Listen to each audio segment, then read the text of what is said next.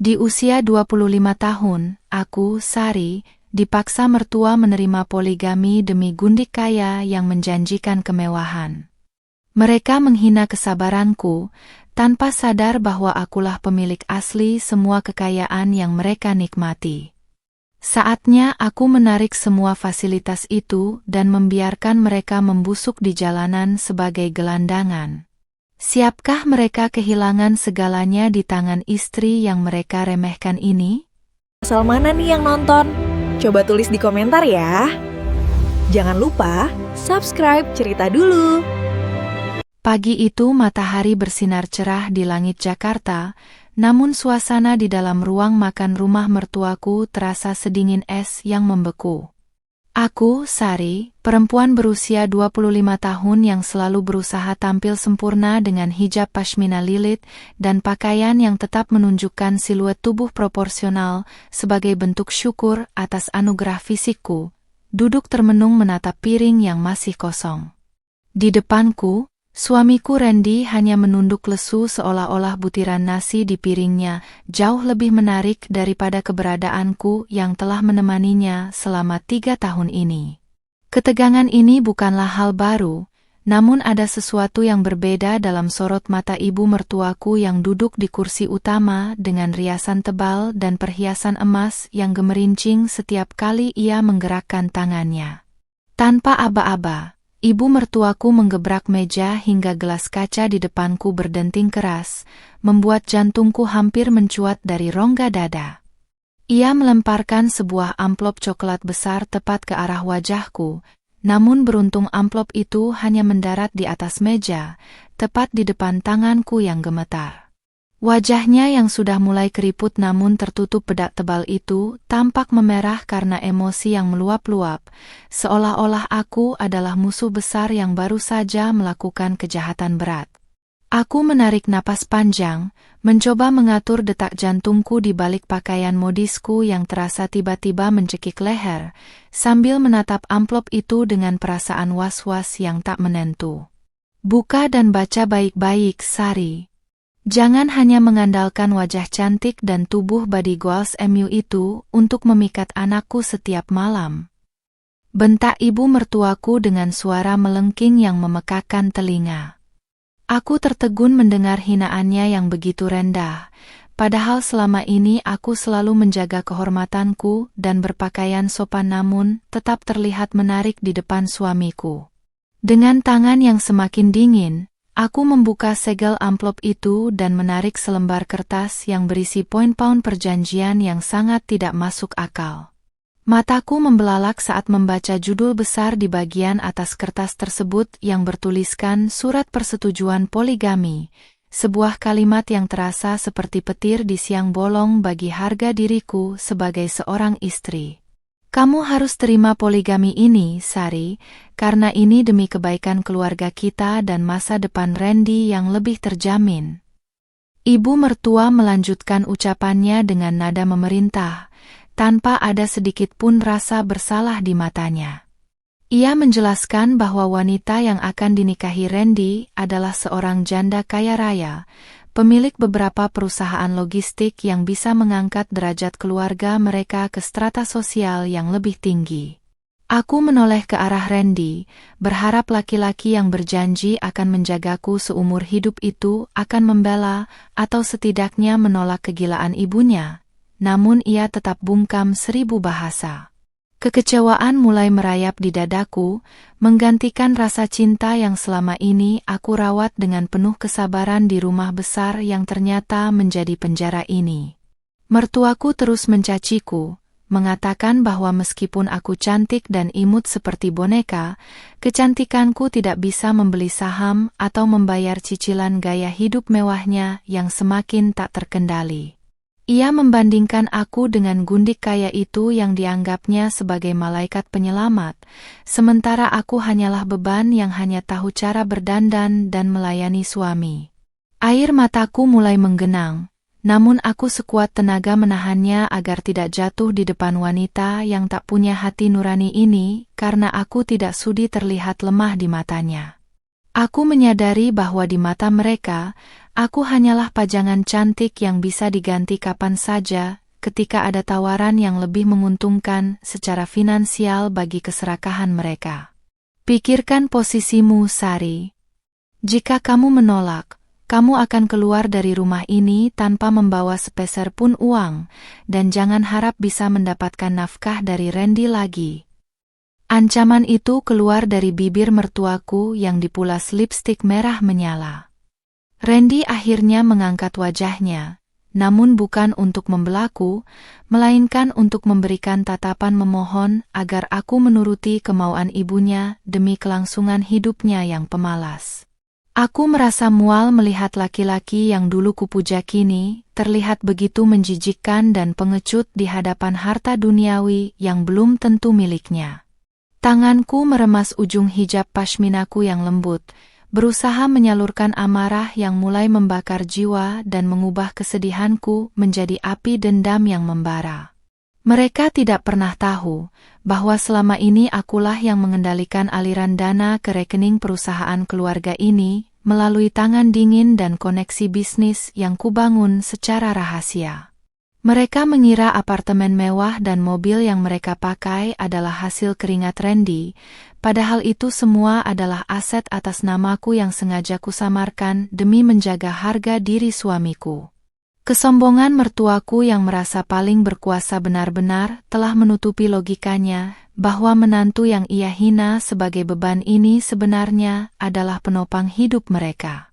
Aku tersenyum tipis di dalam hati, sebuah senyuman dingin yang menandakan bahwa permainan besar ini baru saja dimulai dan aku tidak akan membiarkan mereka menang dengan mudah. Kenapa diam saja? Cepat tanda tangani surat itu sekarang juga sebelum calon madumu datang berkunjung siang ini. Ibu mertua kembali mendesakku sambil menyodorkan sebuah pulpen mahal ke arahku. Aku menatap pulpen itu seolah-olah itu adalah senjata yang akan memutus urat nadi kehidupan mereka di masa depan jika aku menggunakannya. Pikiranku mulai menyusun rencana balas dendam yang elegan, di mana aku akan membiarkan mereka masuk ke dalam jebakan poligami ini, terlebih dahulu sebelum aku menarik semua fasilitas yang mereka nikmati. Aku akan memastikan bahwa gundik kaya yang mereka banggakan itu juga akan ikut hancur bersama dengan kehancuran martabat keluarga yang tidak tahu terima kasih ini. Dengan gerakan perlahan yang penuh drama, aku mengambil pulpen tersebut dan menatap mertuaku tepat di matanya dengan tatapan yang kini kosong namun mematikan. Aku sengaja mengatur ekspresi wajahku agar terlihat seperti istri malang yang pasrah dan tak berdaya, agar mereka tidak menaruh curiga pada langkah yang akan kuambil selanjutnya. Randy tampak menghela napas lega melihatku memegang pulpen. Ia mengira masalahnya sudah selesai dan ia bisa memiliki 2 istri sekaligus dengan harta yang melimpah. Padahal, ia tidak sadar bahwa tanda tangan yang akan kububuhkan bukanlah tanda menyerah, melainkan tanda mulainya hitung mundur menuju kemiskinan mutlak yang akan menimpa mereka semua tanpa terkecuali. Aku menaruh pulpen itu kembali di atas meja tanpa membubuhkan tanda tangan terlebih dahulu, lalu berdiri dari kursiku dengan anggun, membiarkan pakaian yang melekat di tubuhku menunjukkan otoritas yang selama ini kusembunyikan. Aku butuh waktu sampai nanti malam untuk memikirkannya, Bu. Aku ingin memastikan hatiku benar-benar ikhlas sebelum menyerahkan suamiku pada wanita lain, ucapku dengan suara lembut yang dibuat-buat namun mengandung getaran dingin. Aku pun melangkah pergi meninggalkan ruang makan tanpa menoleh lagi, menuju kamar untuk segera menghubungi pengacaraku dan memulai proses pemindahan seluruh aset, agar saat mereka menyadari apa yang terjadi, mereka sudah tidak memiliki tempat tinggal lagi selain trotoar jalanan yang keras. Aku melangkah menuju kamarku dengan langkah yang sengaja dibuat gontai, seolah seluruh energiku telah terkuras habis oleh drama di meja makan tadi. Namun, begitu pintu kayu jati itu tertutup rapat dan kukunci dari dalam, ekspresi wajahku berubah total. Mata yang tadinya berkaca-kaca kini menatap tajam ke arah cermin besar yang memantulkan citra diriku yang sempurna. Aku meraba permukaan hijab cerutiku yang halus, menatap lekuk tubuh di balik pakaian modis ini, dan berjanji pada diri sendiri bahwa kecantikan dan kecerdasan ini tidak akan pernah lagi diinjak-injak oleh orang-orang yang tidak tahu diri seperti mereka.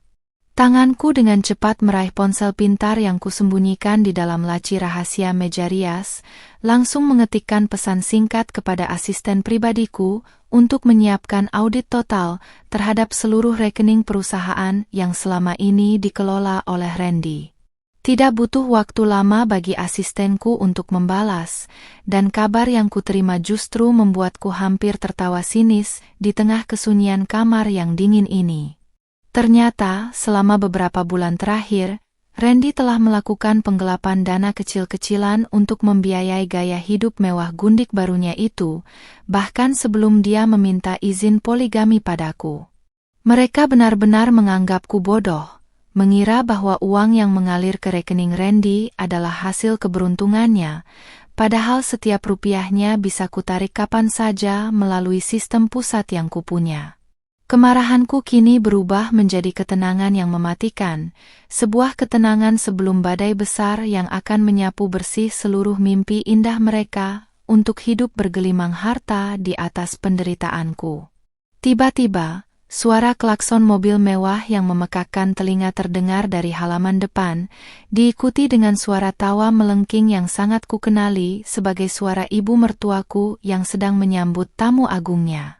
Aku mengintip dari balik gorden tipis kamarku dan melihat sebuah mobil sedan Eropa keluaran terbaru parkir dengan angkuh di depan teras rumah yang sebenarnya masih atas namaku. Dari dalam mobil itu, keluarlah seorang wanita yang usianya mungkin 7 tahun di atasku, dengan pakaian yang sangat minim dan mencolok, menonjolkan kekayaan lewat tas kulit buaya yang ditentengnya dengan gaya pamer.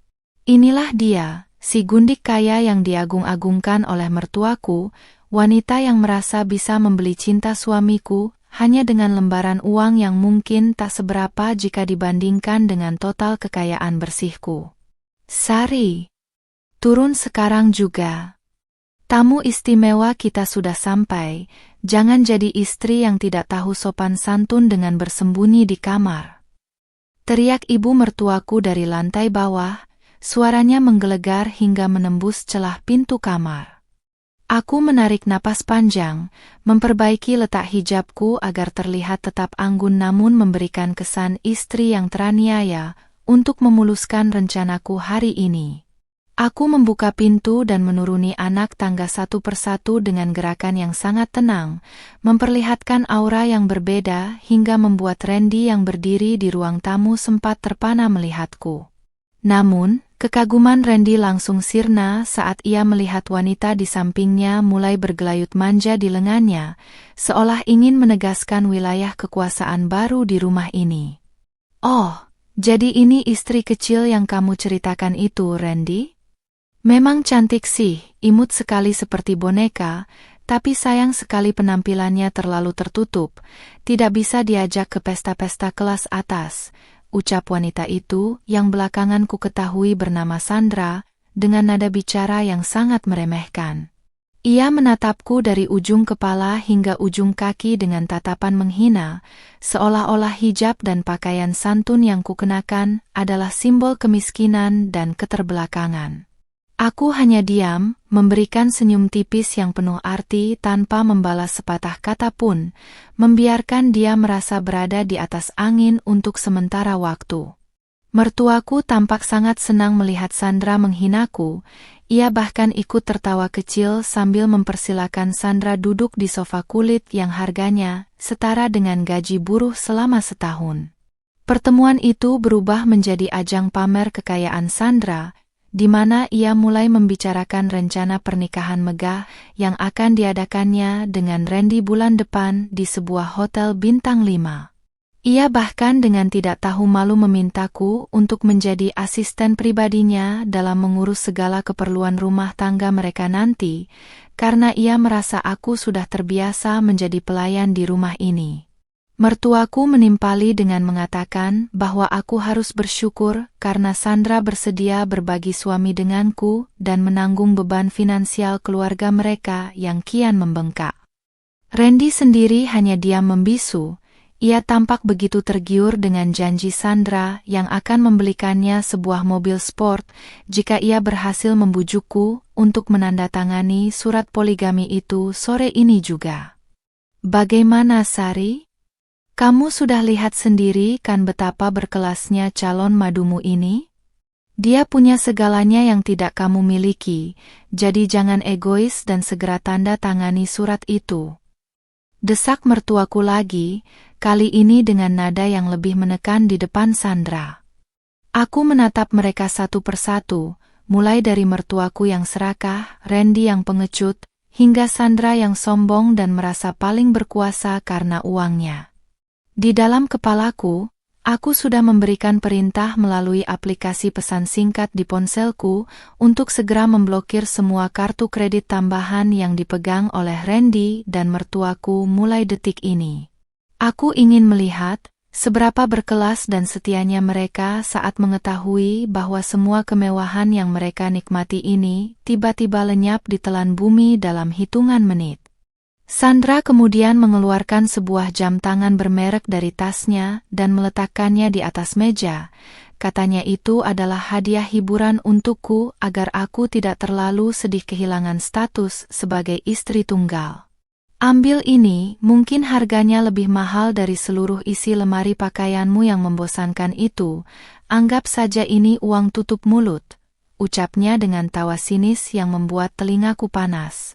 Aku melihat jam tangan itu, sebuah barang yang sebenarnya sudah kumiliki koleksinya di brankas pribadiku, namun aku tetap berpura-pura terkesima seolah aku belum pernah melihat barang semewah itu. Aku ingin mereka merasa sangat puas dengan penghinaan ini, karena semakin tinggi mereka terbang, maka akan semakin hancur tulang-tulang mereka saat aku menghempaskannya ke tanah nanti. Terima kasih atas hadiahnya, Mbak Sandra. Anda benar-benar wanita yang sangat murah hati seperti yang Ibu bilang. Jawabku dengan suara yang diatur agar terdengar sedikit bergetar, memberikan kesan aku hampir menangis karena terharu sekaligus tertekan. Randy tampak sedikit kasihan melihatku, namun egonya sebagai laki-laki yang ingin hidup enak tanpa bekerja keras jauh lebih besar daripada rasa cintanya yang sudah mati itu. Ia mendekatiku dan membisikkan kata-kata manis yang palsu, menjanjikan bahwa aku akan tetap menjadi istri pertamanya dan ia tidak akan pernah menelantarkanku jika aku kooperatif. Aku hampir saja meludahi wajahnya saat itu juga, namun aku menahan diri karena pertunjukan yang sebenarnya baru akan dimulai saat mereka mencoba membayar tagihan makan malam mewah mereka nanti. Aku berpamitan untuk kembali ke kamar dengan alasan ingin melaksanakan salat asyar dan menenangkan diri, padahal sebenarnya aku ingin memastikan pengacaraku sudah mengirimkan surat pembatalan hak huni rumah ini kepada mertuaku. Sebelum aku menghilang di balik pintu kamar, aku sempat menoleh sedikit dan melihat mereka bertiga sedang tertawa riang, merayakan kemenangan semu mereka atas diriku yang mereka anggap lemah. Mereka tidak sadar bahwa di balik hijab dan wajah imutku ini, ada otak yang sudah merancang skenario kemiskinan yang sangat rapi untuk mereka jalani sebagai gelandangan dalam waktu kurang dari 24 jam. Selamat menikmati sisa-sisa kemewahan terakhir kalian, karena esok hari tidak akan ada lagi rumah megah, mobil mewah, ataupun harga diri yang bisa kalian banggakan di depan dunia. Di dalam kamar yang kedap suara, aku duduk di tepi ranjang sambil memantau layar ponselku yang terus menampilkan notifikasi transaksi yang gagal dari kartu kredit yang dipegang Randy. Aku bisa membayangkan kepanikan yang mulai merayap di hati mereka saat ini, terutama karena aku tahu mereka sedang berencana membawa Sandra makan malam di restoran paling mahal di pusat kota untuk merayakan kesepakatan poligami ini. Senyum dingin tersungging di bibirku saat melihat pesan masuk dari bank yang mengonfirmasi bahwa seluruh limit kredit pada kartu tambahan atas nama Randy dan ibu mertuaku telah resmi dibekukan atas permintaanku sebagai pemegang kartu utama. Aku tidak akan membiarkan 1 rupiah pun dari keringatku digunakan untuk menjamu wanita yang baru saja menghina identitas dan pilihan pakaianku sebagai seorang muslimah.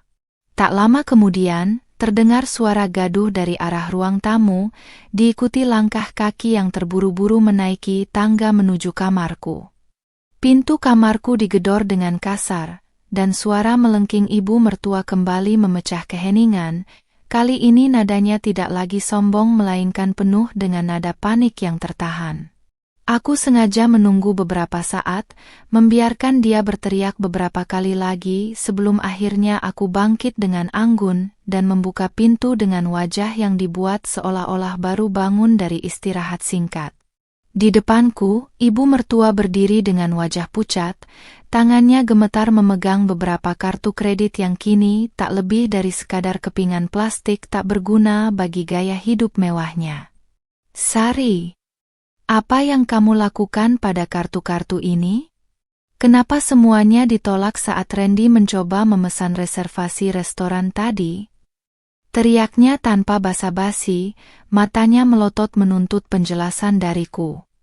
Aku mengatur napas, menatapnya dengan tatapan polos yang paling meyakinkan sambil merapikan hijab pashminaku yang sedikit miring, mencoba memainkan peran istri yang bingung dengan sangat sempurna. Aku menjelaskan dengan suara lembut bahwa mungkin ada kesalahan teknis dari pihak bank, atau mungkin limitnya sudah habis karena bulan ini ia terlalu banyak berbelanja perhiasan dan tas bermerek tanpa sepengetahuanku. Mendengar alasan itu, wajahnya semakin memerah. Ia tidak terima disalahkan padahal selama ini ia merasa bebas menggunakan uang itu seolah-olah itu adalah hak mutlaknya sebagai mertua. Randy muncul di belakang ibunya dengan wajah yang tak kalah kusut. Ia tampak sangat malu di depan Sandra yang masih menunggu di bawah dengan segala keangkuhannya. "Sari, tolonglah, jangan sekarang. Aku sedang ingin menjamu tamu penting. Kamu tahu kan betapa kayanya Sandra? Jangan sampai kita terlihat miskin di depannya." Bisik Randy dengan nada mendesak, seolah harga dirinya adalah tanggung jawabku sepenuhnya. Aku menatap suamiku itu dengan rasa jijik yang semakin dalam. Dia begitu takut terlihat miskin di depan gundiknya, namun tidak takut terlihat hina di depan istrinya sendiri.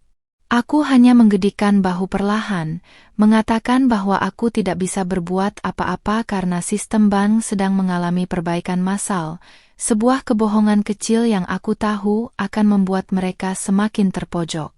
Di lantai bawah, Sandra mulai merasa tidak sabar dan berteriak menanyakan kenapa urusan reservasi saja memakan waktu yang sangat lama. Suaranya terdengar sangat sinis dan meremehkan. Ibu mertuaku langsung berlari turun dengan langkah terseok, mencoba menenangkan Sandra dengan berbagai alasan konyol agar wanita kaya itu tidak membatalkan niatnya untuk menikahi Randy. Sementara itu, aku kembali masuk ke dalam kamar dan segera menghubungi pihak keamanan perumahan melalui telepon rumah, memberitahu mereka bahwa akan ada pemindahan aset besar-besaran besok pagi. Aku juga memastikan bahwa truk pengangkut barang akan datang tepat waktu untuk mengosongkan rumah ini dari semua barang yang kubeli dengan uang pribadiku, meninggalkan mereka hanya dengan baju yang melekat di badan. Aku bisa mendengar dari kejauhan bagaimana Sandra akhirnya menawarkan diri untuk membayar makan malam itu menggunakan kartunya sendiri, namun dengan kalimat yang sangat menusuk hati mertuaku. "Ya ampun. Ternyata keluarga ini hanya penampilan luarnya saja yang mewah, tapi bayar makan malam saja harus bermasalah dengan bank," ucap Sandra dengan tawa mengejek yang bisa kudengar sampai ke lantai atas. Ibu mertuaku hanya bisa terdiam menelan ludah. Ia terpaksa menahan malu demi bisa terus menempel pada Sandra yang ia anggap sebagai tambang emas barunya. Aku tertawa tanpa suara di balik pintu, menyadari betapa mudahnya meruntuhkan harga diri mereka yang selama ini dibangun di atas fondasi kesombongan dan kebohongan finansial. Setelah mereka semua pergi dengan mobil Sandra, karena kunci mobil mewah Randy sudah kusita secara diam-diam dari laci meja, aku segera bergerak cepat menuju ruang kerja Randy di sudut rumah. Aku mulai mengumpulkan semua dokumen penting, termasuk surat-surat kepemilikan rumah yang selama ini mereka kira adalah atas nama Randy, padahal aslinya adalah atas namaku sejak awal pernikahan. Aku juga menemukan beberapa bukti transfer gelap yang dilakukan Randy ke rekening Sandra, yang membuktikan bahwa hubungan mereka sudah jauh lebih dalam dari sekadar rencana poligami mendadak. Semua bukti ini kusatukan ke dalam satu map besar yang akan menjadi peluru tajam saat aku mengajukan gugatan cerai sekaligus tuntutan pengembalian aset lusa nanti. Aku berdiri di tengah ruang kerja itu, menatap foto pernikahan kami yang masih terpajang di dinding, memperlihatkan diriku yang masih sangat lugu dengan balutan hijab pengantin putih yang suci. Aku merasa kasihan pada diriku yang dulu, yang begitu percaya pada janji manis seorang laki-laki yang ternyata hanya menginginkan kenyamanan hidup tanpa mau bekerja keras. Namun, rasa kasihan itu segera berganti dengan kekuatan baru. Aku tidak lagi imut yang bisa ditindas, melainkan seorang wanita mandiri yang memiliki kontrol penuh atas takdirnya sendiri. Aku merobek foto itu tepat di bagian wajah Randy, membiarkan potongan kertas itu jatuh ke lantai sebagai simbol berakhirnya pengabdian butaku pada laki-laki yang tidak layak mendapatkan setetes pun air mataku. Malam semakin larut, dan aku tahu mereka akan pulang dalam keadaan mabuk kemenangan karena merasa sudah berhasil menjinakkanku untuk menerima syarat poligami itu besok pagi. Aku menyiapkan koper kecil berisi barang-barang pribadiku yang paling penting, serta beberapa setel pakaian yang tetap menunjukkan kelas dan lekuk tubuh body goalsku, sebagai persiapanku untuk pindah ke hotel mewah milikku sendiri besok. Aku tidak ingin berada di rumah ini saat badai kehancuran itu benar-benar menerjang mereka tepat di wajah mereka yang serakah itu. Aku ingin mereka bangun di rumah yang kosong, dengan surat pengosongan lahan yang tertempel di pintu depan, tanpa tahu kemana harus mencari perlindungan atau sesuap nasi. Sebelum tidur, aku mengirimkan satu pesan terakhir kepada nomor asing yang ku ketahui adalah milik Sandra, berisi sebuah foto dokumen utang perusahaan yang sengaja kubebankan atas nama Randy secara legal. Aku ingin Sandra tahu bahwa laki-laki yang ingin ia nikahi bukanlah seorang pangeran kaya, melainkan seorang laki-laki yang terlilit utang miliaran rupiah yang sebentar lagi akan jatuh tempo. Aku ingin melihat apakah gundik kaya yang sombong itu tetap mau menerima Randy saat ia tahu bahwa ia hanya akan menikahi seorang gelandangan yang memiliki tumpukan utang. Dengan perasaan puas yang luar biasa, aku mematikan lampu kamar dan membiarkan kegelapan menyelimuti rencana balas dendamku yang akan memuncak besok pagi saat matahari terbit. Matahari baru saja mengintip dari balik Cakrawala Jakarta ketika aku sudah terbangun dengan perasaan segar, jauh dari kesan istri yang tertekan meski beban poligami baru saja dijatuhkan padaku semalam. Aku sengaja berdandan lebih cantik dari biasanya, mengenakan setelan tunik yang pas di badan untuk memperlihatkan siluet tubuhku yang tetap terjaga, dipadukan dengan hijab satin berwarna emas yang berkilau terkena cahaya lampu. Sambil menyesap kopi pahit di balkon kamar, aku melihat sebuah truk besar tanpa logo mulai terparkir tepat di depan gerbang rumah, sesuai dengan instruksi yang kuberikan pada tim logistikku semalam. Ini adalah awal dari akhir bagi mereka, dan aku tidak sabar melihat bagaimana wajah-wajah angkuh itu akan berubah menjadi pucat pasi saat menyadari kenyataan yang sebenarnya terjadi di depan mata mereka. Aku menuruni tangga dengan langkah yang berwibawa, suara tumit sepatuku beradu dengan lantai marmer menciptakan irama yang tegas di tengah keheningan rumah yang masih terlelap. Di ruang tamu, kulihat suamiku Randy tertidur pulas di sofa dengan sisa bau alkohol yang samar, mungkin kelelahan setelah merayakan masa depan semuanya bersama Sandra hingga larut malam. Aku tidak merasa iba sedikit pun, justru rasa muak semakin memuncak melihat laki-laki yang masih berstatus suamiku itu tampak begitu menyedihkan tanpa sedikit pun harga diri yang tersisa.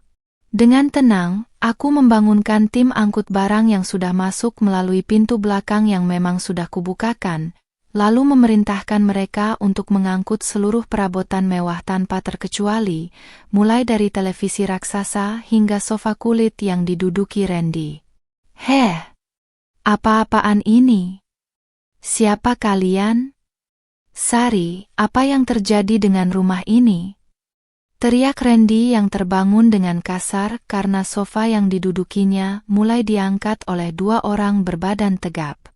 Ia berdiri dengan limbung, menatap sekelilingnya dengan kebingungan yang luar biasa melihat rumah yang biasanya penuh barang mewah kini mulai terlihat kosong melompong dalam hitungan menit. Aku hanya berdiri bersedekap di dekat tangga, menatapnya dengan senyum tipis yang mematikan sambil merapikan letak hijabku yang tetap sempurna tanpa sedikit pun rasa panik.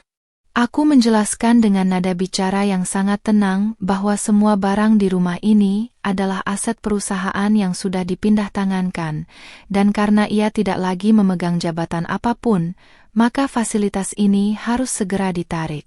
Tak lama kemudian, ibu mertuaku muncul dari kamarnya dengan daster sutra yang berantakan, wajahnya tanpa riasan terlihat sangat tua dan penuh kerutan yang biasanya ia tutupi dengan bedak tebal. Ia menjerit histeris melihat lemari kristal koleksinya mulai dibungkus plastik pelindung untuk dibawa keluar rumah oleh para pekerja yang tidak memedulikan teriakannya. Sari, kamu sudah gila ya? Ini barang-barangku. Randy, cepat hentikan mereka. Istrimu ini benar-benar sudah tidak punya otak. Teriaknya sambil mencoba menahan salah satu kursi makan yang sedang dibawa. Namun, tenaganya tentu tidak sebanding dengan para pekerja profesional itu, dan ia hanya bisa terduduk di lantai marmer yang dingin sambil meratapi hilangnya kemewahan yang selama ini ia pamerkan pada tetangga. Ibu lupa ya? Barang-barang ini dibeli dengan kartu kredit yang tagihannya lunas karena uang dari rekening pribadiku, bukan dari gaji Randy yang bahkan tidak cukup untuk membayar biaya listrik rumah ini. Ucapku dengan suara yang lantang agar semua orang di ruangan itu mendengarnya. Randy mencoba mendekatiku, tangannya hendak mencengkeram lenganku namun aku dengan cepat menghindar, menatapnya dengan tatapan jijik yang membuat nyalinya seketika menciut. Aku mengeluarkan selembar surat resmi dari map yang kupegang, sebuah surat pengosongan rumah yang sudah ditandatangani oleh pihak pengacara, dan memiliki kekuatan hukum yang sah untuk mengusir siapapun yang tidak memiliki hak milik. Kepanikan semakin memuncak ketika ponsel Randy berdering berkali-kali, dan dari suaranya yang keras, aku tahu itu adalah telepon dari Sandra yang sedang marah-marah karena foto dokumen utang yang kukirimkan semalam. Dari pembicaraan yang kudengar, Sandra merasa tertipu karena mengira Randy adalah pengusaha kaya, padahal aslinya hanyalah laki-laki yang hidup dari belas kasihan istrinya yang ia hianati. Sandra mengancam akan membatalkan semua rencana pernikahan dan menuntut pengembalian uang yang pernah ia pinjamkan kepada Randy untuk modal bisnis fiktifnya. Wajah Randy yang tadi memerah karena marah kini berubah menjadi seputih kertas. Ia menyadari bahwa satu-satunya pelampung yang diharapkan bisa menyelamatkannya justru berbalik ingin menenggelamkannya. Sari, tolong, jangan lakukan ini, kita bisa bicarakan ini baik-baik. Aku akan batalkan poligami itu, aku janji. Mohon Randy sambil berlutut di depanku, mencoba memegang ujung tunikku dengan tangan yang gemetar. Namun, kata-katanya sudah terlambat dan tidak lagi memiliki arti bagiku. Hatiku sudah sekeras batu setelah semua penghinaan yang mereka lontarkan kemarin di meja makan ini. Aku hanya tertawa kecil, sebuah tawa yang terdengar sangat meremehkan di telinga mereka, sambil melangkah mundur agar tidak tersentuh oleh tangannya yang kotor.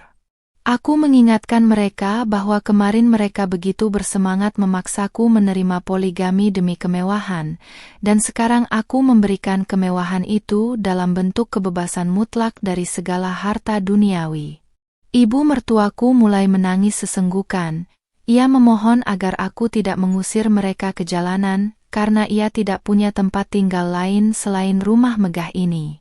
Ia bahkan mencoba mengingatkan aku tentang statusku sebagai menantu yang seharusnya berbakti, sebuah argumen klasik yang biasanya digunakan untuk menindas istri-istri yang lemah. Aku hanya menatapnya dingin, mengingatkan kembali bagaimana ia menyebutku beban dan menghina pakaianku yang tertutup sebagai sesuatu yang tidak berkelas. Kini, aku ingin melihat seberapa berkelas dirinya saat harus tidur di emperan toko atau menumpang di rumah kerabat yang selama ini ia bicarakan dengan nada sombong. Truk terakhir akhirnya berangkat membawa semua perabotan, meninggalkan rumah besar itu dalam keadaan kosong melompong, hanya menyisakan debu dan kenangan pahit bagi mereka berdua. Aku mengambil tas tangan bermerekku, lalu berjalan menuju pintu depan dengan langkah yang sangat anggun, memperlihatkan pose body goalsku yang tetap memikat meski di tengah badai kehancuran rumah tangga. Aku berhenti sejenak di ambang pintu, menoleh ke arah Randy dan ibunya yang masih terduduk lemas di tengah ruang tamu yang luas dan hampa itu. Kunci rumah ini sudah kuganti, dan petugas keamanan akan mengawal kalian keluar dalam 10 menit jika kalian tidak segera pergi dengan sukarela, ucapku dengan nada yang sangat datar. Aku melangkah keluar menuju mobil sport merah milikku yang sudah menunggu di depan pagar, meninggalkan rumah yang kini sudah terkunci rapat bagi mereka yang tidak tahu cara bersyukur. Dari kaca spion, aku melihat Randy dan ibunya berdiri di depan gerbang dengan membawa tas plastik berisi pakaian seadanya, tampak sangat bingung dan merana tanpa tahu harus melangkah kemana. Inilah awal dari kehidupan baru mereka sebagai gelandangan, sebuah pelajaran berharga bahwa kecantikan dan kepatuhan seorang istri tidak boleh disalahgunakan demi keserakahan yang tak berujung. Aku pun menginjak pedal gas dalam-dalam, melaju menuju kebebasan dan meninggalkan masa laluku yang suram di belakang, siap menyambut kemenangan yang jauh lebih besar di masa depan. Aku melajukan mobil sport merahku dengan kecepatan stabil, sesekali melirik ke arah kaca spion untuk memastikan bahwa bayangan dua manusia yang telah menghancurkan mentalku itu benar-benar menghilang dari pandangan. Di dalam kabin mobil yang kedap suara dan beraroma parfum mewah ini, aku merasa seolah baru saja melepaskan rantai besi yang selama 3 tahun terakhir membelenggu leherku dengan kedok pernikahan. Aku membetulkan letak hijab satin emas yang membingkai wajahku, menatap pantulan diriku di cermin kecil yang menunjukkan sorot mata penuh kemenangan, bukan lagi sorot mata sayu yang penuh kepasrahan. Di usiaku yang baru menginjak 25 tahun, aku menyadari bahwa kecantikan dan kemapanan finansial yang kumiliki adalah senjata paling mematikan jika digunakan dengan kepala dingin untuk menghancurkan musuh yang meremehkanku. Ponselku yang berada di atas dashboard terus bergetar tanpa henti, menampilkan puluhan panggilan tak terjawab dari Randy yang kini pasti sedang kebingungan mencari tempat berteduh di tengah teriknya matahari Jakarta. Aku sengaja tidak memblokir nomornya terlebih dahulu, hanya membiarkannya masuk ke mode hening agar aku bisa memantau sejauh mana ia akan merendahkan dirinya demi mendapatkan kembali fasilitas yang telah kutarik. Aku tahu betul watak Randy. Laki-laki itu tidak akan bisa bertahan hidup lebih dari 24 jam tanpa kenyamanan AC, kasur empuk, dan uang saku yang selalu tersedia di dompetnya. Kini, setelah semua kartu kreditnya mati dan rumah megahnya terkunci, ia hanyalah seorang pria biasa dengan ijazah yang sudah berdebu karena terlalu lama hidup sebagai parasit di bawah ketiak istrinya. Sambil menyetir, aku menghubungi manajer hotel milikku yang terletak di kawasan pusat bisnis untuk menyiapkan penthouse terbaik karena aku berencana menetap di sana selama proses perceraian berlangsung. Aku ingin menunjukkan kepada dunia, dan terutama kepada mereka, bahwa statusku sebagai istri yang dipaksa poligami tidak akan pernah membuatku terlihat kumal atau menderita secara visual. Aku tetaplah Sari, wanita yang menjaga bentuk tubuh body goalsnya dengan olahraga rutin dan perawatan mahal, yang selalu tampil modis dengan hijab yang mengikuti tren tanpa melanggar syariat. Bagiku, balas dendam terbaik bukanlah sekadar memiskinkan mereka, melainkan tetap terlihat sangat bahagia dan jauh lebih sukses saat mereka sedang berada di titik terendah dalam hidup mereka. Sementara itu, di sebuah sudut jalanan yang berdebu, aku bisa membayangkan ibu mertuaku sedang duduk di atas tas plastiknya sambil meratapi nasibnya yang berubah drastis dalam sekejap mata. Wanita yang biasanya menghabiskan waktu sore dengan minum teh di cangkir porselen mahal itu kini harus berhadapan dengan kenyataan bahwa ia tidak lagi memiliki tempat di lingkungan sosial elitnya. Aku yakin, kerabat-kerabat yang dulu ia sombongkan pasti akan menutup pintu rapat-rapat saat tahu ia tidak lagi memiliki harta untuk dipamerkan atau dipinjamkan. Keserakahannya yang ingin menjilat gundik kaya bernama Sandra justru menjadi lubang kubur bagi martabatnya sendiri yang kini berserakan di trotoar jalanan yang keras dan kotor. Berbicara tentang Sandra, asisten pribadiku baru saja mengirimkan laporan bahwa wanita itu telah resmi memblokir semua akses komunikasi dengan Randy setelah mengetahui tumpukan utang yang sengaja kubebankan padanya. Sandra ternyata bukanlah wanita yang setia pada cinta, melainkan wanita yang hanya setia pada angka di rekening bank, sehingga saat ia tahu Randy adalah aset busuk, ia segera membuangnya seperti sampah. Inilah yang kusebut sebagai keadilan puitis. Mereka yang berkumpul karena harta akan berpisah karena kemelaratan, meninggalkan satu sama lain dalam kebencian yang mendalam. Aku tertawa kecil memikirkan betapa ironisnya nasib Randy, kehilangan istri yang tulus mencintainya dan ditolak oleh gundik yang ia harapkan bisa memberinya kekayaan baru.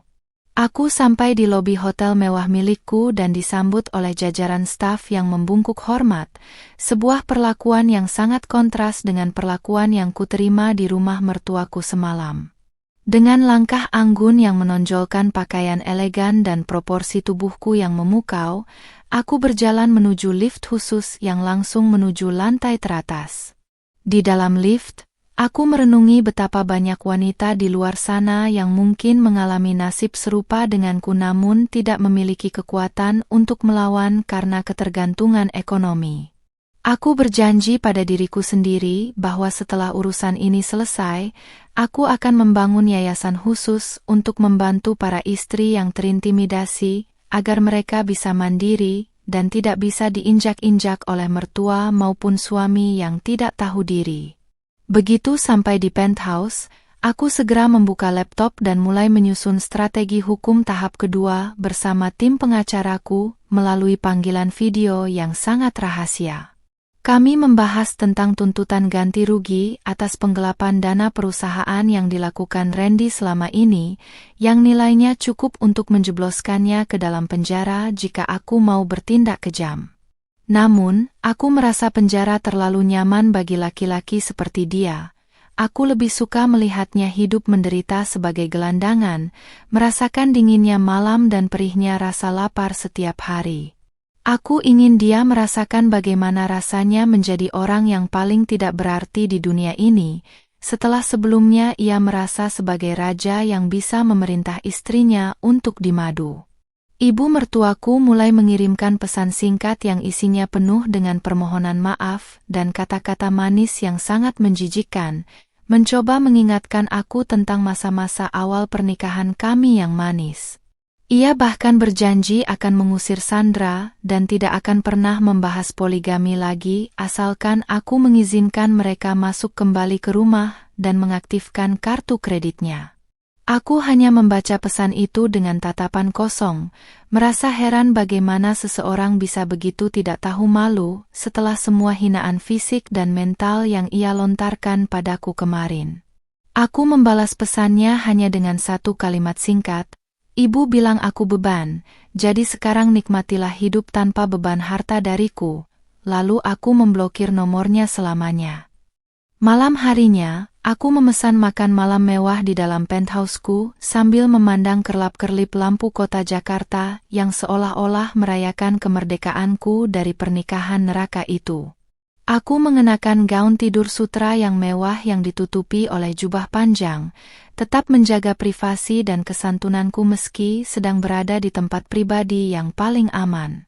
Aku merasa sangat tenang, sebuah ketenangan yang belum pernah kurasakan selama bertahun-tahun hidup di bawah bayang-bayang tekanan keluarga Randy yang toksik. Besok adalah hari di mana aku akan mengirimkan surat gugatan cerai resmi melalui kurir ke alamat kerabat tempat mereka mungkin menumpang sementara, sebagai pukulan telak terakhir yang akan mematikan harapan mereka. Sebelum memejamkan mata, aku melihat sebuah berita di media sosial tentang seorang pria dan wanita paruh baya yang diusir dari sebuah rumah mewah di kawasan elit, yang videonya mulai menjadi viral di kalangan netizen. Banyak orang yang menghujat pria tersebut karena dianggap sebagai suami yang tidak tahu diuntung, dan memuji langkah berani sang istri yang bersembunyi di balik anonimitas namun memiliki kekuatan finansial luar biasa. Aku tersenyum lebar, menyadari bahwa skenario balas dendamku tidak hanya berjalan mulus di dunia nyata, tetapi juga mendapatkan dukungan moral dari publik yang muak dengan perilaku poligami paksaan. Dengan hati yang puas dan jiwa yang damai, aku pun tertidur lelap, siap menyambut hari esok untuk menyaksikan mereka benar-benar jatuh ke dalam jurang kemiskinan yang tak berujung. Pagi di penthouse hotel pribadiku terasa sangat berbeda dengan pagi-pagi suram yang biasa kulewati di rumah mertuaku yang penuh tekanan. Aku berdiri di depan jendela kaca raksasa yang memperlihatkan hiruk-pikuk kota Jakarta, mengenakan setelan blazer formal yang pas di badan namun tetap santun dengan hijab pashmina yang ditata sangat rapi dan elegan. Di tanganku, terdapat draft final gugatan cerai sekaligus tuntutan pengembalian seluruh aset yang telah disiapkan oleh tim pengacara terbaikku sejak semalam. Aku memastikan setiap poin di dalamnya akan membuat Randy dan ibunya tidak memiliki celah hukum sedikit pun untuk membela diri, karena setiap rupiah yang mereka nikmati selama ini memiliki jejak digital yang jelas berasal dari rekening pribadiku. Sekitar pukul 10 pagi, asistenku memberi kabar melalui pesan singkat bahwa Randy dan ibunya ditemukan sedang meringkuk di teras rumah seorang kerabat jauh di pinggiran kota, karena mereka ditolak masuk oleh semua keluarga besar yang merasa malu atas video viral pengusiran mereka. Kerabat tersebut kabarnya hanya mengizinkan mereka duduk di teras tanpa memberikan makanan atau akses masuk ke dalam rumah, sebuah pemandangan yang sangat kontras dengan gaya hidup mereka yang biasanya selalu ingin dilayani bak bangsawan. Aku segera memerintahkan kurir resmi untuk mengantarkan surat gugatan cerai dan panggilan pengadilan langsung ke lokasi tersebut, agar mereka tahu bahwa aku tidak main-main dengan ucapanku. Aku ingin mereka membaca surat itu di depan mata orang lain, agar rasa malu mereka semakin lengkap dan tak tersisa lagi. Tak butuh waktu lama setelah kurir sampai, ponsel asistenku menerima rekaman suara dari kerabat tersebut yang melaporkan bahwa ibu mertuaku menjerit histeris hingga pingsan saat membaca isi gugatan yang kumajukan. Ia tidak menyangka bahwa aku juga menuntut pengembalian seluruh perhiasan dan tas mewah yang pernah kuberikan padanya selama 3 tahun terakhir sebagai bentuk hadiah, yang ternyata secara hukum masih merupakan aset perusahaan. Sementara itu, Randy dikabarkan hanya bisa terdiam membeku dengan wajah yang pucat pasi, menyadari bahwa ia kini benar-benar kehilangan segalanya, termasuk status hukumnya sebagai suamiku. Mereka baru sadar bahwa istri yang mereka anggap imut dan bisa dipaksa poligami ini sebenarnya adalah hiu bisnis yang bisa menenggelamkan mereka dalam sekejap mata. Aku sengaja mengatur jadwal untuk pergi ke salon kecantikan ternama hari ini, ingin memastikan penampilanku tetap stunning dan memukau saat nanti kami bertemu di persidangan perdana. Sambil menjalani perawatan wajah, aku melihat beberapa komentar di unggahan media sosial yang membahas kasus kami, di mana netizen mulai mencari tahu siapa sosok istri Sultan yang berani melawan mertua toksik tersebut. Meski wajahku belum terungkap sepenuhnya di video viral itu, Aura kemewahan dari mobil dan cara bicaraku sudah cukup membuat orang-orang kagum dan mendukung tindakanku. Aku merasa ini adalah bagian dari strategi viral yang kubangun, membuat mereka dihukum secara sosial oleh publik sebelum akhirnya dihukum secara finansial oleh hukum negara. Di tengah perawatan, sebuah nomor tak dikenal menghubungiku berkali-kali, hingga akhirnya aku memutuskan untuk mengangkatnya dengan nada bicara yang sangat dingin dan berwibawa. Ternyata itu adalah Randy, yang meminjam ponsel milik orang asing di jalanan, hanya untuk memohon agar aku mencabut gugatan cerai dan tuntutan aset tersebut. Suaranya terdengar gemetar dan parau, sangat jauh dari suara lantangnya saat ia bersama ibunya memaksaku untuk menyetujui kehadiran Sandra di dalam pernikahan kami. Ia bahkan mulai menggunakan jurus lama dengan mengungkit janji pernikahan kami di depan penghulu, mencoba menyentuh sisi emosional yang ia pikir masih tersisa di dalam hatiku yang kini sudah membeku. "Sari, aku mohon. Ibu sedang sakit. Kami tidak punya uang untuk makan apalagi untuk membayar pengacara. Tolong jangan sejahat ini, bagaimanapun aku masih suamimu." Rintihnya di seberang telepon dengan nada yang sangat memelas. Aku hanya tertawa kecil, tawa yang terdengar elegan namun sangat menyakitkan. Lalu aku mengingatkannya kembali tentang momen di mana ia hanya diam saat ibunya menghinaku sebagai beban keluarga. Aku mengatakan padanya bahwa kejahatan yang ia maksud sebenarnya adalah keadilan yang tertunda, dan jika ia merasa lapar sekarang, itu adalah balasan atas rasa sakit hati yang kuterima selama bertahun-tahun. Sebelum ia sempat membalas, aku mematikan telepon dan langsung memerintahkan asistenku untuk mengganti nomor pribadiku agar tidak bisa dihubungi oleh sampah masa lalu seperti dia. Siang harinya, aku mendapat laporan mengejutkan bahwa Sandra, si gundik kaya yang mereka banggakan, ternyata juga sedang terjerat kasus penipuan investasi bodong dan seluruh asetnya sedang dibekukan oleh pihak kepolisian. Ternyata, alasan utama ia ingin masuk ke keluarga Randy adalah untuk mencari pelindung finansial baru karena ia tahu posisinya sedang terancam. Namun ia salah memilih sasaran karena Randy pun sebenarnya hanya seorang parasit. Ini benar-benar sebuah komedi putar yang luar biasa. Mertuaku ingin menjilat gundik kaya yang ternyata seorang penipu, sementara mereka membuang menantu yang merupakan pemilik kekayaan asli.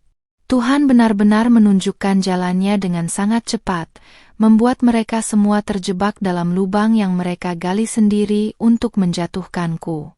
Aku keluar dari salon dengan tampilan yang jauh lebih segar, mengenakan gamis modern yang mengikuti bentuk tubuhku dengan sempurna namun tetap terlihat sangat berkelas dan sopan sebagai wanita berhijab. Setiap mata di pusat perbelanjaan itu tertuju padaku, mengagumi kecantikan dan aura kepercayaan diri yang terpancar dari setiap langkahku yang mantap. Aku merasa inilah diri Sari yang sebenarnya, bukan wanita yang harus menunduk di hadapan mertua atau suaminya hanya untuk menjaga kedamaian semu dalam rumah tangga. Kebebasan ini rasanya lebih manis daripada madu manapun, dan aku akan memastikan bahwa setiap detik kebebasanku adalah mimpi buruk bagi mereka yang pernah mencoba merampasnya. Sore hari, aku mengunjungi kantor hukumku untuk meninjau persiapan sidang minggu depan, dan pengacaraku memberikan kejutan berupa bukti baru tentang perselingkuhan Randy yang sudah terjadi bahkan sejak tahun pertama pernikahan kami. Randy ternyata sudah sering menggunakan uang perusahaan untuk menyewa apartemen bagi wanita-wanita simpanannya, yang semuanya tertangkap dalam rekaman CCTV dan mutasi rekening yang akurat. Bukti ini akan menjadi kartu as di pengadilan nanti untuk memastikan bahwa hak asuh atas nama baik dan seluruh harta tetap berada di tanganku tanpa bisa diganggu-gugat. Aku merasa sangat puas, karena ternyata selama ini aku tidak hanya mengumpulkan kekayaan, tetapi juga tanpa sadar telah mengumpulkan amunisi untuk menghancurkan mereka di waktu yang tepat. Sebelum kembali ke hotel, aku melewati area di mana kerabat Randy tinggal, dan dari kejauhan aku melihat mobil polisi sedang terparkir di depan rumah tersebut karena keributan yang dibuat oleh ibu mertuaku. Rupanya, ia tidak terima diusir dari teras dan mulai melakukan tindakan perusakan terhadap tanaman dan pagar rumah kerabatnya sendiri karena stres yang luar biasa. Aku hanya tersenyum dingin dari balik kaca mobil yang gelap, melihat wanita yang dulu sangat angkuh itu kini berurusan dengan petugas keamanan karena perilaku memalukannya sendiri. Tanpa rasa iba sedikit pun, aku meminta sopirku untuk terus melaju, meninggalkan pemandangan menyedihkan itu menuju kenyamanan penthouseku yang mewah, siap untuk mengakhiri babak ini dengan kemenangan mutlak di meja hijau nanti. Seminggu berlalu sejak pengusiran besar-besaran itu, dan hari ini aku memutuskan untuk keluar sejenak tanpa pengawalan ketat hanya untuk melihat sejauh mana roda kehidupan telah berputar bagi musuh-musuhku. Aku mengenakan setelan tunik sutra berwarna zamrud yang membalut tubuh body goalsku dengan sangat pas, dipadukan dengan hijab bermotif floral premium yang membuat wajah imutku terlihat segar namun penuh wibawa. Dari balik kacamata hitam bermerek, aku melihat pemandangan yang tak akan pernah kulupakan seumur hidup. Di sebuah emperan toko kelontong yang tutup, kulihat suamiku Randy sedang duduk termenung dengan pakaian yang sudah sangat kusam dan berbau keringat. Tidak ada lagi sisa-sisa pria perlente yang dulu selalu sombong dengan kemeja slim fit dan parfum mahal. Yang ada hanyalah seorang pria hancur yang sedang menghitung beberapa keping koin di telapak tangannya untuk sekadar membeli sebungkus mie instan. Di sampingnya, ibu mertuaku yang dulu sangat memuja perhiasan emas, kini tampak sangat menyedihkan dengan daster kumal yang warnanya sudah memudar dan wajah yang terlihat 10 tahun lebih tua karena tekanan batin. Ia sedang berusaha memijat kakinya yang bengkak karena harus berjalan jauh setelah diusir dari rumah kerabatnya, karena tabiat buruknya yang tidak bisa hilang meski sudah jatuh miskin. Tidak ada lagi pelayan yang membawakan teh hangat atau kursi empuk untuk menopang tubuhnya yang kini kian ringkih dimakan penyesalan. Aku sengaja menghentikan mobilku sedikit jauh dari mereka, hanya untuk memastikan bahwa penderitaan yang mereka alami bukanlah sandiwara, melainkan kenyataan pahit yang harus mereka telan sebagai balasan atas niat poligami paksaan mereka. Tiba-tiba, seorang pedagang kaki lima di dekat sana membentak ibu mertuaku karena dianggap menghalangi jalan pelanggan, sebuah penghinaan yang dulu pasti akan dibalasnya dengan makian kasar dan sombong. Namun sekarang, ia hanya bisa menunduk lesu sambil meminta maaf dengan suara parau yang hampir tidak terdengar, menunjukkan bahwa harga dirinya sudah benar-benar terkubur di bawah kerasnya aspal jalanan. Randy mencoba membela ibunya, namun sang pedagang justru menertawakannya dan mengejek penampilannya yang terlihat seperti pengangguran tidak berguna. Hatiku tidak merasakan iba sedikit pun. Aku justru teringat saat mereka berdua menertawakanku di meja makan dan menganggapku sebagai beban yang tidak punya masa depan tanpa harta mereka. Aku turun dari mobil dengan langkah yang anggun, membiarkan aroma parfum mahalku memenuhi udara di sekitar emperan toko tersebut hingga membuat beberapa orang menoleh kagum. Begitu Randy mendongak dan melihatku berdiri di depannya dengan penampilan yang begitu glamor dan cantik, matanya langsung membelalak seolah melihat hantu dari masa lalu yang kini menjadi sangat berkuasa. Ia mencoba berdiri dengan terhuyung-huyung, hendak mendekatiku dengan tangan yang kotor, namun asisten keamananku yang berpakaian safari segera menghalanginya dengan satu gerakan tegas. Aku hanya menatapnya dari balik kacamata hitam dengan tatapan yang sangat datar, seolah-olah pria di depanku ini adalah orang asing yang tidak pernah memiliki arti dalam sejarah hidupku. Sari, kamu benar-benar tega melihat kami seperti ini? Lihat ibu, Sari, dia sedang sakit dan butuh obat. Rintih Randy dengan suara yang sangat menyedihkan, mencoba menggunakan rasa kemanusiaanku sebagai tameng. Ibu mertuaku pun ikut mendongak, matanya yang merah dan sembab menatapku dengan penuh harapan akan belas kasihan, berharap aku akan mengeluarkan dompet dan memberinya tumpukan uang seperti dulu. Namun, aku justru tersenyum tipis, sebuah senyuman yang sangat imut namun mengandung racun yang mematikan bagi harapan mereka yang tersisa. Aku mengeluarkan selembar uang Rp100.000 dari tasku, lalu menjatuhkannya begitu saja ke tanah di depan kaki mereka, sebuah gestur yang sangat menghina namun terasa sangat memuaskan. Gunakan ini untuk makan siang kalian. Mungkin ini terakhir kalinya aku memberikan sedekah untuk pengemis yang dulu pernah mencoba merampas kehormatanku, ucapku dengan suara lembut yang sangat tenang namun menusuk tepat ke jantung mereka. Randy tampak sangat terpukul mendengarnya. Ia tidak menyangka istri yang dulu begitu lembut dan penurut kini bisa bersikap sekejam ini terhadap suaminya sendiri. Ibu mertuaku dengan cepat menyambar uang itu tanpa mempedulikan harga dirinya lagi. Ia benar-benar sudah kehilangan martabatnya sebagai wanita yang dulu merasa paling suci dan berkelas di hadapanku. Kehancuran mereka kini sudah lengkap. Secara finansial mereka bangkrut, secara sosial mereka dihina, dan secara mental mereka benar-benar sudah mati. Aku kemudian memberitahu mereka bahwa persidangan cerai akan segera diputuskan secara fair stake karena mereka tidak memiliki biaya untuk menyewa pengacara dan tidak pernah hadir dalam panggilan sebelumnya. Artinya, semua tuntutanku akan dikabulkan oleh hakim tanpa syarat, termasuk pembekuan sisa aset yang mungkin masih mereka sembunyikan di rekening kecil manapun. Randy memohon agar aku setidaknya memberikan dia satu kesempatan untuk bekerja di perusahaanku, bahkan jika harus menjadi tukang bersih-bersih sekalipun, asalkan ia memiliki tempat tinggal. Aku tertawa mendengar permintaan konyol itu, lalu mengingatkannya bahwa perusahaanku tidak menerima karyawan yang memiliki riwayat pengkhianatan dan kemalasan akut seperti dirinya. Sementara kami berbicara, sebuah mobil patroli polisi datang ke lokasi karena adanya laporan dari pemilik toko yang merasa terganggu dengan keberadaan gelandangan di depan tempat usahanya. Randy dan ibunya tampak sangat panik. Mereka mencoba merapikan barang-barang plastiknya yang berserakan, namun petugas polisi sudah terlanjur mendekat dan menanyakan identitas mereka.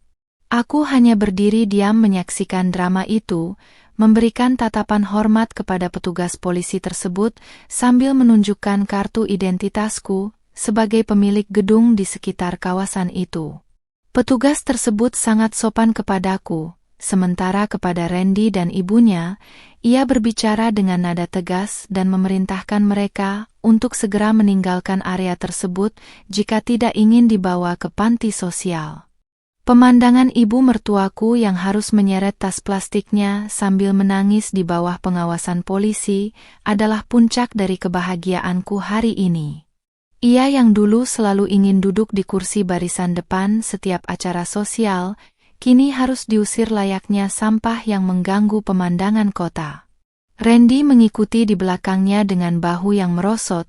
Ia benar-benar terlihat seperti pria yang sudah kehilangan jiwanya dan hanya menunggu waktu untuk hancur sepenuhnya. Inilah balasan bagi mereka yang mengira bahwa hijab dan kesabaran seorang istri adalah tanda kelemahan yang bisa mereka manfaatkan demi keserakahan poligami yang menjijikkan. Aku kembali masuk ke dalam mobilku, membiarkan AC yang sejuk menghapus sisa-sisa udara panas dan bau kemiskinan yang sempat tercium dari arah mereka tadi. Aku merasa sangat ringan, seolah beban berat yang selama ini kupikul di pundakku sudah benar-benar terbang bersama angin yang membawa mereka pergi dari pandanganku.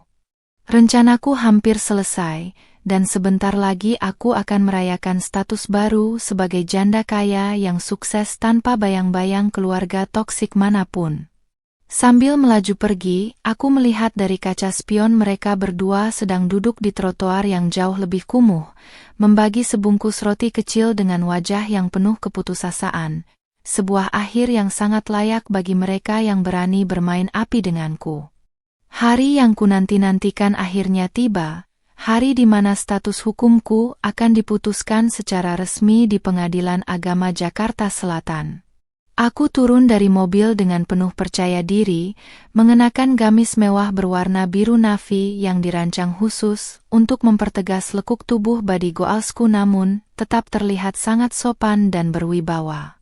Hijab sutra senada dengan bros berlian kecil di bahu membuat penampilanku menjadi pusat perhatian semua orang di koridor pengadilan, termasuk para wartawan yang sudah mencium aroma viral dari kasus ini. Aku berjalan dengan langkah mantap, tidak ada lagi rasa gemetar atau takut seperti saat pertama kali mertuaku mengancamku dengan poligami. Hari ini, akulah yang memegang kendali atas takdir mereka semua. Di ruang tunggu, aku melihat Randy duduk sendirian di sudut ruangan dengan pakaian yang tampak sangat kontras dengan penampilanku. Ia mengenakan kemeja lama yang kusut dan celana kain yang sudah pudar warnanya. Wajahnya yang dulu imut dan tampan kini terlihat kusam, matanya cekung dengan kantung mata hitam yang sangat jelas menunjukkan bahwa ia tidak tidur selama berhari-hari karena stres. Ia mencoba mendekatiku saat melihatku masuk, namun tim pengacaraku segera membentuk barisan penghalang yang membuat ia tidak bisa menyentuh radius 1 meter pun dari posisiku berada. Aku bahkan tidak sudi memberikan kontak mata padanya, karena bagiku, pria ini sudah mati sejak hari ia membiarkan ibunya menghinaku demi seorang gundik kaya yang ternyata palsu. Persidangan dimulai dengan pembacaan poin-poin gugatanku yang sangat lengkap, mulai dari perselingkuhan yang terbukti hingga penggelapan dana perusahaan yang nilainya sangat fantastis.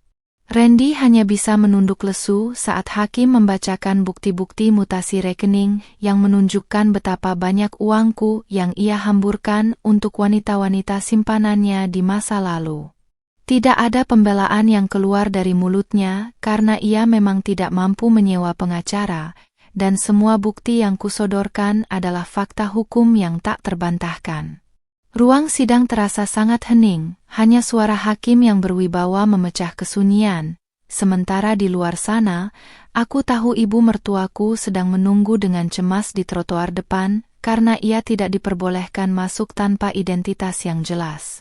Menetapkan, mengabulkan seluruh gugatan penggugat dan memutuskan secara resmi perceraian antara Sari binti Ahmad dengan Randy bin Baskoro, ucap hakim sambil mengetukkan palu yang suaranya terdengar seperti alunan musik kemenangan di telingaku.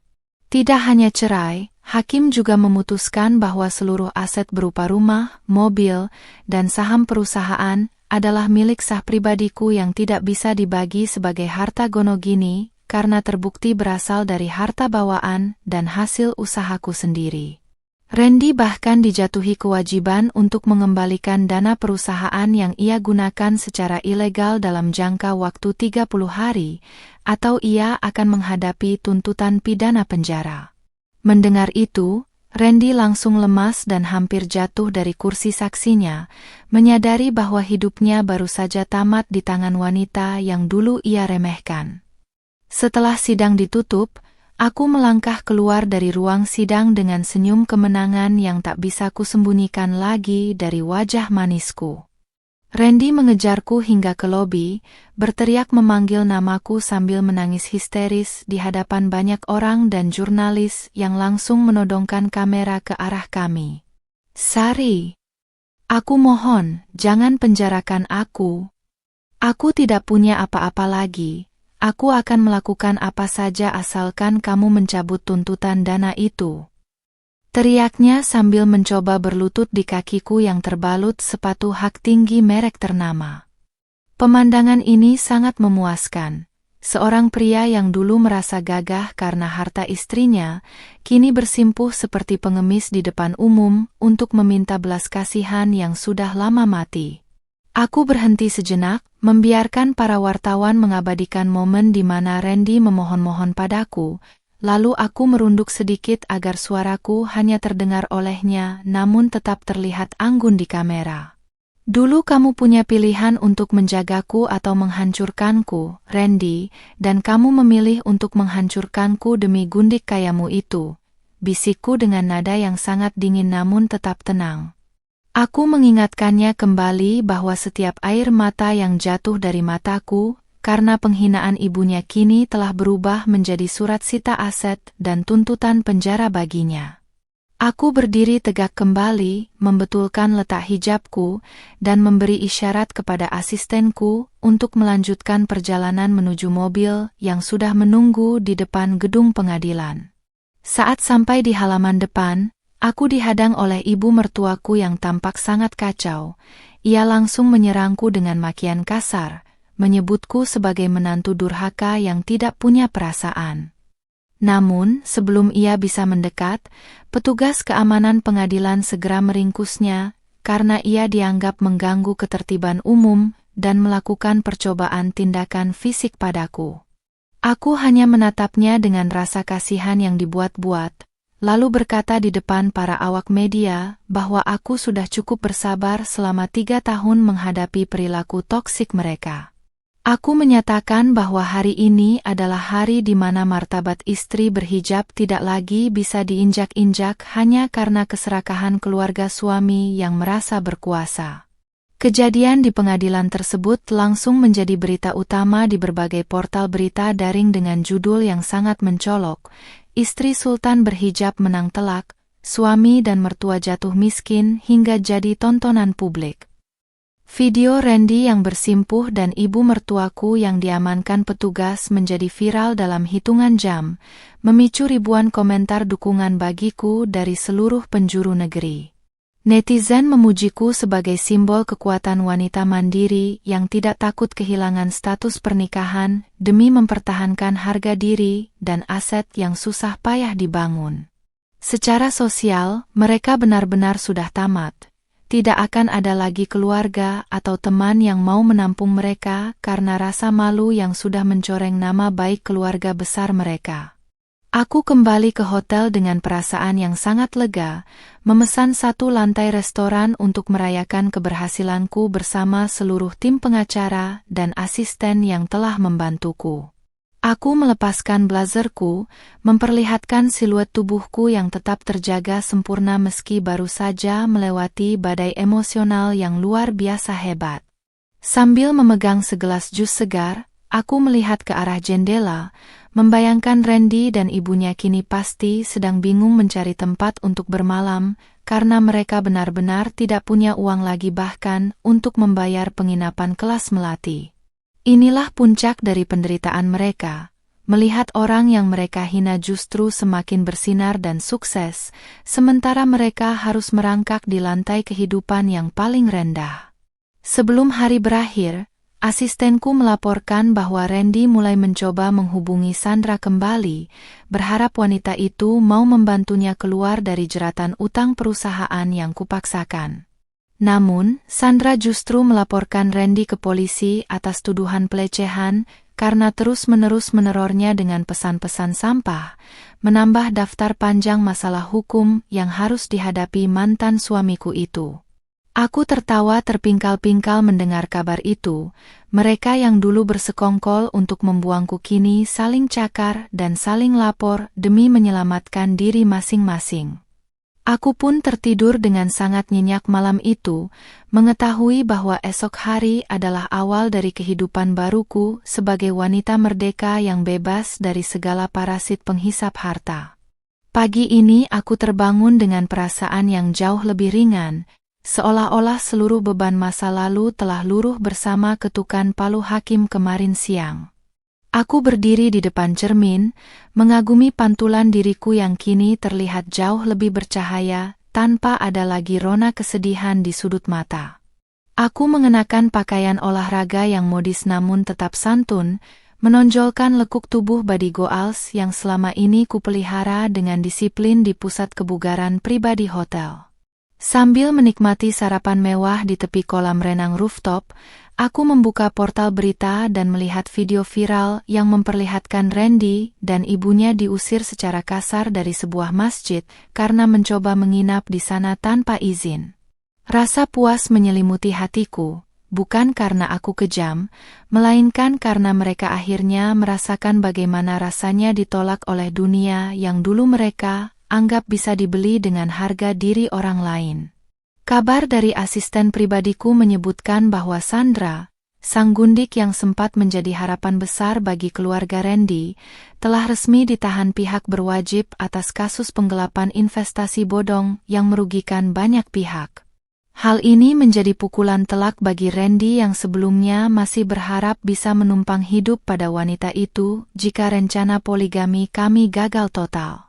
Kini, ia benar-benar sendirian, tanpa istri yang tulus mencintainya, tanpa ibu yang bisa memberikan perlindungan, dan tanpa kekasih gelap yang ia harapkan bisa memberinya kemewahan baru.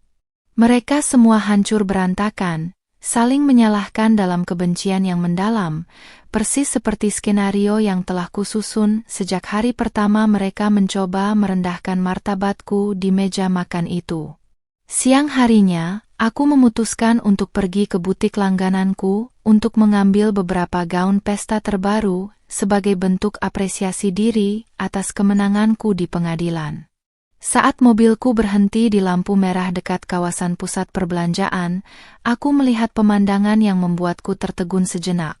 Di trotoar yang panas, Randy terlihat sedang mencoba menawarkan jasa sebagai juru parkir liar.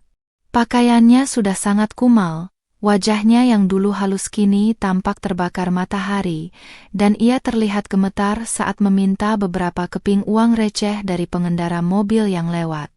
Pria yang dulu sangat sombong dan pemilih soal makanan ini, sekarang harus berebut lahan parkir dengan preman setempat hanya untuk bisa makan sebungkus nasi bungkus yang murah. Tidak jauh dari tempat Randy berada, ibu mertuaku duduk bersimpuh di depan sebuah minimarket dengan sebuah kotak kardus kecil di depannya, berharap ada orang lewat yang merasa iba dan memberikan koin. Wanita yang dulu sangat bangga dengan koleksi tas kulit buaya itu, kini menggenggam erat sebuah botol air mineral bekas yang ia ambil dari tempat sampah untuk sekadar membasahi tenggorokannya yang kering. Tidak ada lagi sisa-sisa keanggunan atau kesombongan di wajahnya.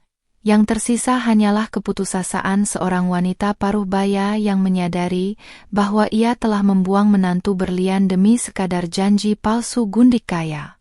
Aku membuang muka, tidak ingin merusak suasana hatiku dengan melihat wajah mereka yang kini lebih pantas disebut sebagai gelandangan tak beridentitas. Saat di butik, aku disambut Bak Ratu oleh pemilik toko yang sudah mendengar berita kemenanganku dan betapa tajamnya strategiku dalam mengamankan seluruh aset pribadiku. Aku mencoba sebuah gaun satin yang mengikuti bentuk tubuhku dengan sangat indah, dipadukan dengan hijab dengan paet kristal yang berkilau di bawah lampu toko yang mewah. Aku tersenyum pada bayanganku di cermin, menyadari bahwa kecantikanku kini tidak lagi menjadi alat bagi laki-laki pemalas untuk membanggakan dirinya di depan teman-temannya. Aku adalah Sari, wanita berdaulat yang memiliki segalanya tanpa perlu bergantung pada siapapun, apalagi pada keluarga yang hanya tahu cara memeras dan meremehkan pengabdian seorang istri. Tiba-tiba, ponselku bergetar karena sebuah notifikasi dari tim hukumku yang melaporkan bahwa Randy baru saja diamankan oleh petugas Satpol PP karena terlibat perkelahian dengan gelandangan lain di trotoar tadi. Rupanya, ego suamiku yang dulu merasa sebagai kelas atas masih tersisa sedikit, hingga ia tidak terima saat ditegur oleh sesama juru parkir di sana. Ia kini dibawa ke panti rehabilitasi sosial karena tidak memiliki kartu identitas yang jelas dan dianggap mengganggu ketertiban umum di kawasan elit Jakarta. Aku hanya bisa menggelengkan kepala, merasa lucu karena pria yang dulu memaksaku poligami demi menambah kekayaan keluarga kini justru berakhir sebagai penghuni panti sosial karena tidak punya rumah. Aku kemudian menuju kantor pusat bisnisku untuk menandatangani beberapa dokumen ekspansi perusahaan yang sempat tertunda karena drama rumah tangga yang menguras tenaga. Staf di kantor menatapku dengan penuh rasa hormat. Mereka tahu bahwa bos mereka bukan hanya sekadar wanita cantik berhijab, melainkan pemimpin yang tangguh dan tidak bisa dianggap remeh. Aku memberikan bonus kepada seluruh staf sebagai bentuk rasa syukur atas kelancaran proses hukumku, sekaligus untuk mempertegas bahwa di bawah kendaliku, perusahaan ini akan tumbuh jauh lebih besar. Ketenangan di kantor ini berbanding terbalik dengan kekacauan yang dialami oleh keluarga mantan suamiku, dan itulah definisi kesuksesan yang sesungguhnya bagiku. Sore harinya, aku mendapatkan laporan bahwa ibu mertuaku mencoba menghubungi keluarganya di kampung untuk meminta perlindungan, namun mereka semua menolaknya mentah-mentah. Selama ini, ia memang terkenal sombong dan sering menghina kerabatnya yang kurang mampu saat ia masih menikmati uang dariku, sehingga sekarang tidak ada satupun orang yang sudi membantunya. Mereka justru merasa syukur karena wanita angkuh itu akhirnya mendapatkan balasan yang setimpal atas kesombongannya selama ini di depan saudara-saudaranya sendiri. Ia kini benar-benar terisolasi dari dunia sosialnya, hidup luntang-lantung di terminal bus tanpa ada tujuan pasti, menunggu belas kasihan dari orang asing yang tidak mengenalnya. Malam harinya, aku duduk di balkon penthouse sambil melihat hujan turun membasahi kota Jakarta, merasa sangat tenang dan terlindungi di balik kemewahan yang kusembunyikan selama ini. Aku memikirkan Randy yang mungkin sekarang sedang kedinginan di dalam ruang tahanan panti sosial, menyesali setiap keputusannya yang telah menghancurkan hidupnya sendiri. Aku juga memikirkan ibu mertuaku yang mungkin sedang mencari pojok terminal yang kering untuk tidur malam ini, meratapi masa tuanya yang seharusnya indah namun hancur karena keserakahannya sendiri. Tidak ada lagi rasa dendam yang membara. Yang tersisa hanyalah rasa lega yang luar biasa karena aku berhasil membuktikan bahwa kebenaran akan selalu menemukan jalannya untuk menang. Sebelum mematikan lampu, aku mengirimkan instruksi terakhir kepada pengacaraku untuk memastikan bahwa surat pengosongan seluruh aset cadangan milik Randy sudah selesai dilaksanakan besok pagi. Aku ingin memastikan bahwa tidak ada satupun sisa dari kejayaan palsu mereka yang tertinggal untuk mereka banggakan suatu saat nanti. Besok adalah babak akhir dari perjalanan ini, hari di mana aku akan benar-benar menutup buku tentang masa laluku dan memulai lembaran baru yang bersih. Aku pun tertidur lelap dengan senyum di bibir, siap untuk menyaksikan kehancuran total mereka yang akan mencapai puncaknya di babak terakhir esok hari. Pagi ini udara terasa berbeda, seolah-olah semesta turut merayakan tuntasnya misiku untuk membersihkan hidup dari parasit yang selama ini menghisap kebahagiaanku. Aku berdiri di depan cermin besar, mengenakan gaun sutra premium berwarna putih gading yang pas membentuk lekukan tubuh body goalsku, dipadukan dengan hijab satin dengan detail mutiara yang memancarkan aura kemurnian sekaligus kekuatan. Hari ini bukan lagi tentang amarah, melainkan tentang pengukuhan statusku sebagai wanita mandiri yang berhasil menaklukkan badai pengkhianatan dengan cara yang paling elegan. Aku menatap pantulan wajahku yang imut namun kini memiliki sorot mata setajam elang, menyadari bahwa perjalanan dari istri yang tertindas menjadi pemenang tunggal telah resmi mencapai puncaknya. Mobil mewahku meluncur tenang menuju sebuah kawasan kumuh di pinggiran kota, tempat di mana asistenku melaporkan keberadaan terakhir mantan ibu mertuaku setelah ia diusir dari terminal. Aku ingin menutup buku ini dengan melihat langsung hasil akhir dari keserakahan yang mereka tanam, agar tidak ada lagi keraguan di hatiku saat melangkah ke masa depan. Saat mobilku berhenti, debu jalanan beterbangan, menciptakan kontras yang luar biasa antara kendaraan mengkilapku dengan lingkungan sekitar yang kotor dan berbau tak sedap. Dari balik kaca jendela yang gelap, aku melihat sosok wanita tua yang dulu selalu menghinaku, kini sedang mengais tumpukan sampah untuk mencari botol plastik yang bisa dijual kembali demi sesuap nasi. Di sudut lain, aku melihat Randy yang baru saja dilepaskan dari panti sosial dengan status pengawasan, sedang duduk di tanah dengan tatapan mata yang kosong dan tak bertujuan. Rambutnya yang dulu tertata rapi kini acak-adakan dan berminyak, serta kulitnya tampak dipenuhi luka kecil akibat perkelahian jalanan yang ia alami beberapa hari lalu. Tidak ada lagi sisa-sisa pria yang dulu dengan lantang membentakku untuk menerima poligami demi harta, yang ada hanyalah raga yang hancur tanpa jiwa yang tersisa di dalamnya. Ia bahkan tidak menyadari keberadaan mobilku, seolah-olah dunianya sudah runtuh sepenuhnya, hingga ia tidak lagi peduli pada apapun yang terjadi di sekelilingnya. Aku memutuskan untuk turun sejenak, hanya untuk memberikan salam perpisahan terakhir yang akan menghantui ingatan mereka seumur hidup. Langkah kakiku yang terbalut sepatu hak tinggi merek ternama terdengar sangat kontras saat menginjak tanah yang becek, membuat beberapa orang di sana menoleh dengan tatapan penuh kekaguman dan rasa tidak percaya. Begitu ibu mertuaku melihatku, ia langsung menjatuhkan kantong plastiknya dan mencoba merangkak ke arahku dengan sisa tenaga yang ia miliki, mulutnya meracau meminta maaf dan memohon belas kasihan. Namun, aku tetap berdiri tegak dengan jarak yang aman, membiarkan asisten keamananku memastikan tidak ada kontak fisik yang mengotori pakaian mahalku. Sari, ibu mohon, setetes air saja Sari. Ibu lapar, ibu janji akan jadi pelayanmu seumur hidup asalkan bisa tidur di teras rumahmu lagi. Tangisnya pecah di atas tanah yang kotor, air matanya membasahi pipinya yang kusam. Aku hanya menatapnya dengan senyum tipis yang sangat manis namun penuh dengan kedinginan yang membekukan harapan wanita tua itu. Aku mengingatkannya kembali pada saat ia membuangku seperti sampah dan lebih memilih gundik kaya yang kini juga sedang membusuk di dalam penjara.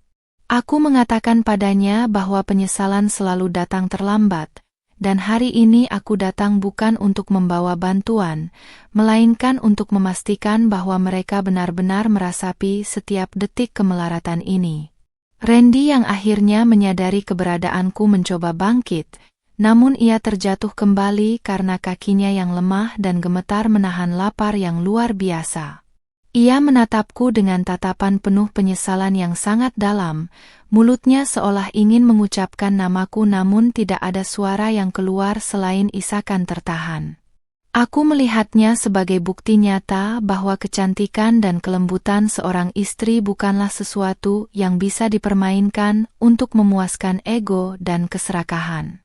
Aku adalah wanita yang pernah ia miliki sepenuhnya, namun kini aku adalah bintang yang tak akan pernah bisa ia gapai lagi meski ia merangkak seumur hidupnya. Sebelum pergi, aku meletakkan sebuah map coklat di atas sebuah meja kayu yang sudah rusak di dekat mereka, berisi salinan putusan pengadilan yang menyatakan bahwa seluruh utang perusahaan kini sepenuhnya menjadi tanggung jawab Randy. Aku ingin mereka tahu bahwa penderitaan fisik mereka barulah permulaan, karena secara hukum, Randy akan terus diburu oleh penagih utang sepanjang hidupnya, hingga semua kerugian perusahaanku terbayar lunas. Ini adalah hukuman yang adil bagi pria yang berani mengkhianati kepercayaan istri demi kesenangan sesaat dengan wanita lain. Aku membalikkan badan dengan anggun, membiarkan kain gaunku melambai indah tertiup angin, meninggalkan mereka dalam jeritan penyesalan yang memekakkan telinga. Kembali ke dalam mobil, aku segera memesan tiket pesawat kelas 1 menuju Paris untuk merayakan kebebasanku dan memulai proyek bisnis baruku di sana. Aku tidak ingin lagi menghirup udara yang sama dengan mereka. Aku ingin terbang setinggi mungkin hingga mereka bahkan tidak bisa melihat bayanganku lagi. Media sosialku kini dipenuhi dengan pengikut baru yang terinspirasi oleh kekuatanku, menjadikanku ikon baru bagi wanita-wanita yang berjuang melawan ketidakadilan dalam rumah tangga. Viralitas ceritaku bukan hanya memberiku kepuasan batin, tetapi juga membuka peluang bisnis yang jauh lebih besar di kancah internasional. Sore harinya, saat aku sudah berada di ruang tunggu bandara yang mewah, asistenku mengirimkan foto terakhir yang memperlihatkan Randy dan ibunya sedang digiring oleh petugas ketertiban karena dianggap mengganggu lingkungan. Itulah gambaran terakhir yang ingin kusimpan. Mereka yang dulu ingin menguasai istanaku, kini bahkan tidak diizinkan untuk menginjakkan kaki di atas trotoar kota. Aku menutup ponselku, menarik napas panjang, dan merasakan kedamaian yang sesungguhnya meresap ke dalam seluruh pori-pori kulitku. Perjalanan istri Syalihah yang tertindas telah berakhir, dan kini lahirlah ratu bisnis yang tak terkalahkan oleh tipu daya laki-laki manapun. Saat pesawat mulai lepas landas dan membawa tubuhku melintasi awan-awan putih yang indah, aku melihat ke arah bawah, ke arah kota Jakarta yang semakin kecil di kejauhan. Di sana, di suatu sudut yang kumuh, ada dua orang gelandangan yang sedang meratapi nasibnya. Sementara di sini, aku sedang duduk di kursi mewah menuju puncak dunia. Inilah akhir dari novel hidupku yang pahit, yang kututup dengan manisnya kemenangan mutlak atas mereka yang berani bermain-main dengan kehormatanku. Aku tersenyum pada pramugari yang menyajikan minuman mahal, menyadari bahwa mulai hari ini, hidupku benar-benar hanya milikku sendiri, tanpa ada lagi paksaan poligami atau penghinaan dari siapapun.